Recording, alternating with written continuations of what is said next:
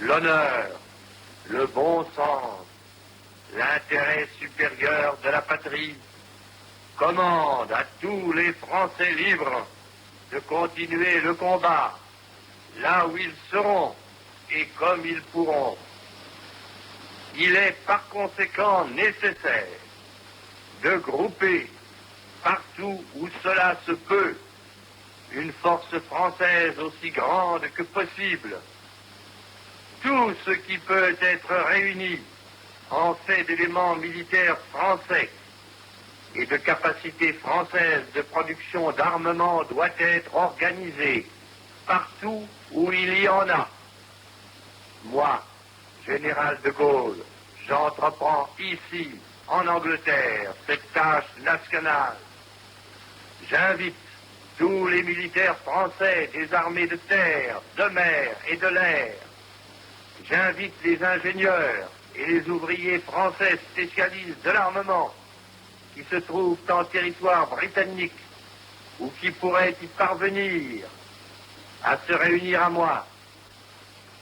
J'invite les chefs, les soldats, les marins, les aviateurs, les forces françaises de terre, de mer, de l'air, où qu'ils se trouvent actuellement, à se mettre en rapport avec moi. J'invite tous les Français qui veulent rester libres à m'écouter et à me suivre. Vive la France, libre dans l'honneur et dans l'indépendance.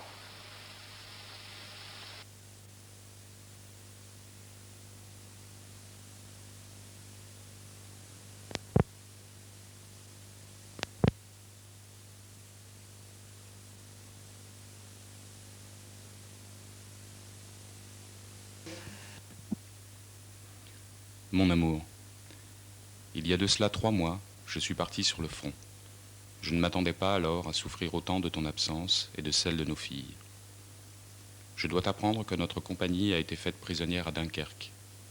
C'est étrange, mais nous avons tous été étonnés de voir débarquer aussi promptement l'armée allemande. Nous ne nous sommes pas retrouvés face à des hommes, mais face à des chars et des panzers. Cependant, j'ai ressenti un certain soulagement à l'idée de ne plus attendre l'ennemi. Les journées étaient trop longues, et la compagnie tentait de se divertir, les officiers nous occupant à des travaux futiles, mais nécessaires au moral des troupes. J'avais les larmes aux yeux, en pensant à notre défaite. Je pleurais de joie, en pensant à ce qui aurait pu m'arriver. Après un interminable voyage, dans des wagons étouffants et dans des conditions malsaines, notre régiment a été déporté en Allemagne, dans des camps provisoires, avant de nous envoyer par grade dans des stalags ou des oflags. Ne t'inquiète pas, ma santé est bonne. J'ai même été surpris de résister aussi bien au manque de nourriture qui se fait cruellement sentir ici. La soupe infâme qu'on nous donne ne semble pas comestible, mais au bout de quelques jours, la faim nous pousse à l'apprécier.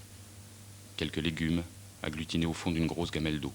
Voilà à quoi se résume notre festin quotidien. Quand arrive l'heure de la distribution, nous ne sommes plus des hommes, mais des bêtes affamées. Chacun se bat pour ne pas faire partie de ceux qui seront servis les premiers. Ils n'ont presque que de la flotte. Mais ne t'en fais pas. Je m'adapte très bien à ces conditions de vie qui ne sont pas si déplorables. J'ai de la chance. Les sous-officiers et les officiers ont droit à une situation privilégiée, si l'on peut dire. On m'a chargé de surveiller les prisonniers du stalag de Forbach, proche de la frontière française. Je ne suis surveillant que depuis 3 jours, mais j'espère que cette fonction ne me portera pas préjudice vis-à-vis de mes camarades. Les insultes viennent déjà des Allemands. Hier, l'un d'eux m'a lancé « salopard ». Et je ne voudrais pas que la prochaine injure vienne de mes hommes. La seule pensée de toi me laisse espérer que je pourrai à nouveau te prendre dans mes bras. J'espère revenir bientôt vous embrasser, toi et les filles.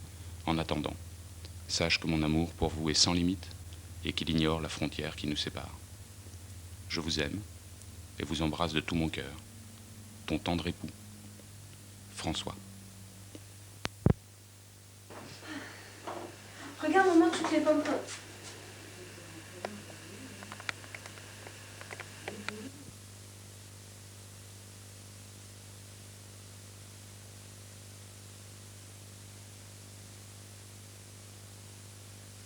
Regarde, j'ai trouvé ma robe. C'est Tout à l'heure, en voulant donner à manger à Roger, je me suis raccrochée au clapier. J'espère que maman ne dira rien. Oh, mais comment tu t'es débrouillée? Tu aurais pu faire attention. Ça y est, c'est prêt.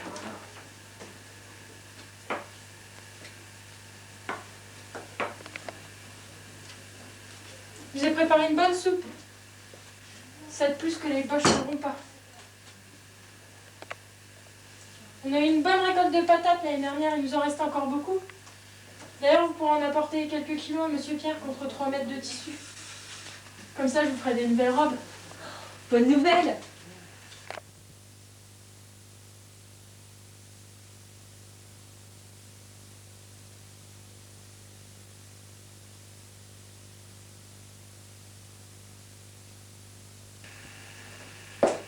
Vous venez mettre la table, les filles, c'est à nous de manger maintenant.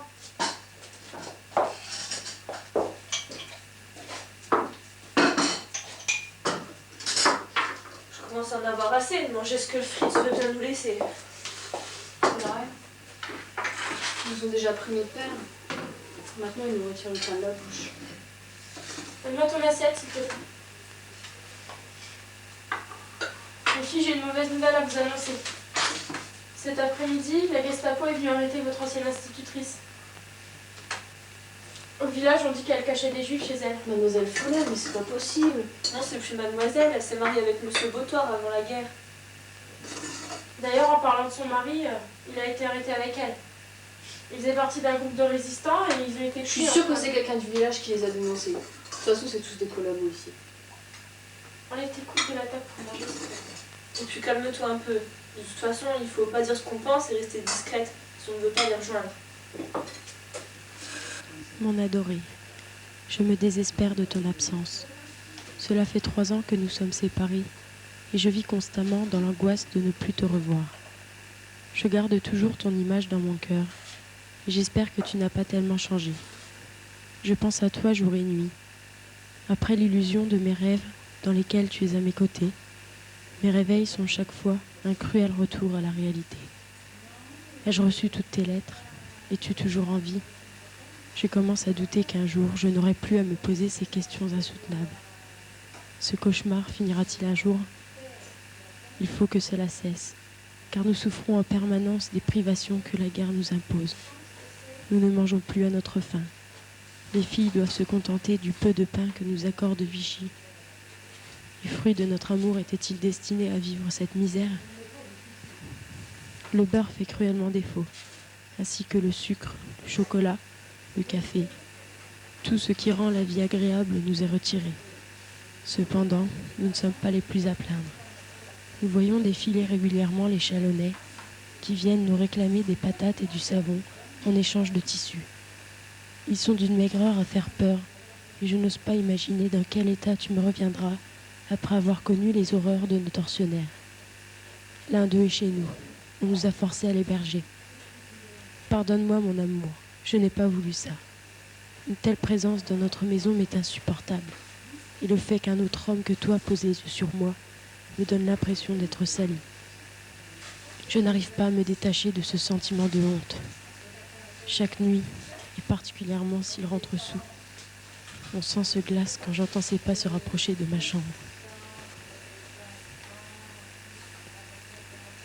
Les filles ne supportent plus qu'ils prennent ta place à table. Et quand je vois leurs regards remplis de haine, j'ai peur qu'elles ne laissent s'échapper une parole qui pourrait leur coûter cher. Blanche est révoltée, Marie est plus résolue, mais elles sont toutes deux conscientes d'avoir perdu leur jeunesse. Cette guerre a transformé notre famille, et j'ai peur qu'on ne retrouve jamais l'équilibre que nous avons connu. Si cette lettre te parvient, sache que malgré ce qui arrive, c'est toi qui comptes le plus pour moi, et qu'il ne se passe pas un jour sans que je pense à ton retour. Je t'aime, Ernestine.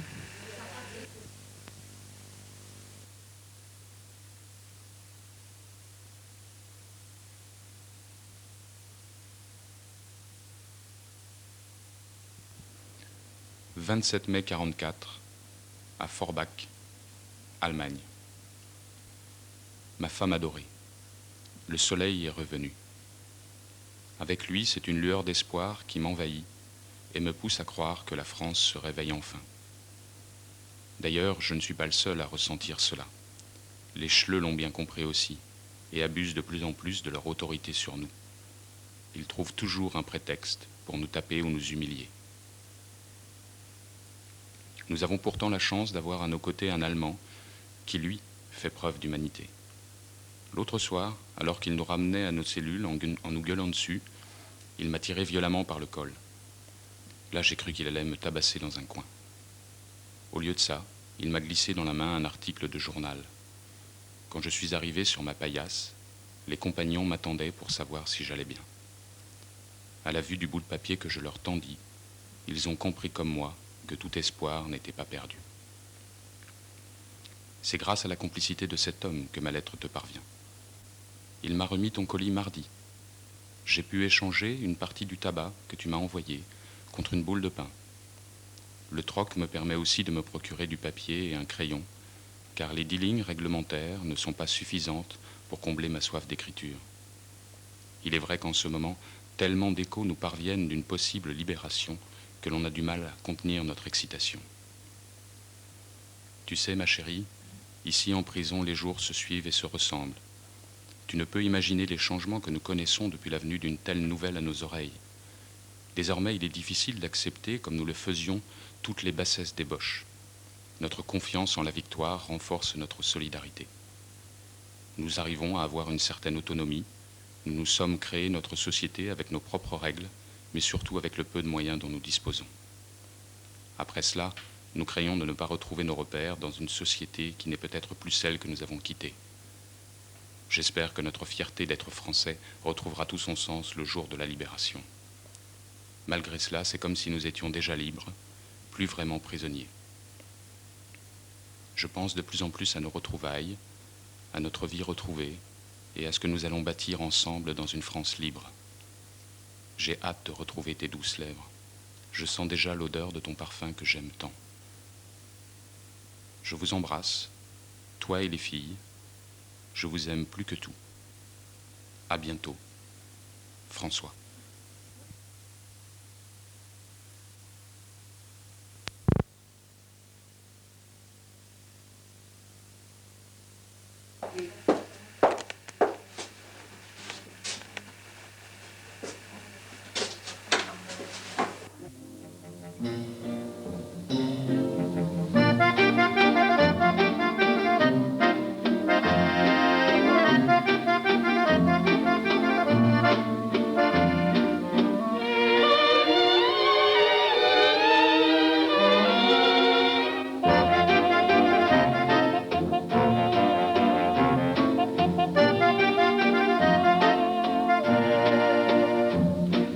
D'un bon vieux manège tourne le cortège sur l'air plaintif d'un orgue qui traîne la même rengaine d'un ton poussif. La fête aujourd'hui met du soleil dans le pays. Dans chaque logis, le bonheur chante et l'amour sourit. L'oiseau qui se penche tourne autour des branches dans le ciel bleu. Le coq de l'église tourne